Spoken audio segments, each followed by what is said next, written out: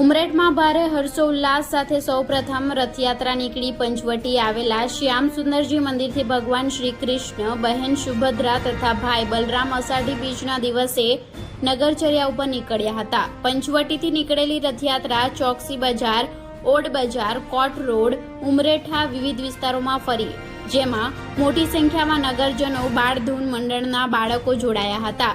સમગ્ર રૂટ પર રથયાત્રાનું ઠેર ઠેર સ્વાગત કરવામાં આવ્યું હતું. ઉમરેઠ નગરમાં પ્રથમ વખત નીકળેલી રથયાત્રાનો અભૂતપૂર્વ ઉત્સાહ જોવા મળી રહ્યો હતો. ઉમરેઠ પોલીસ પ્રશાસન દ્વારા રૂટ બંદોબસ્તનું સુંદર આયોજન કરવામાં આવ્યું હતું. રિપોર્ટર કાલુ બડે, ગુજરાત ક્રાઇમ ન્યૂઝ, ઉમરેઠ.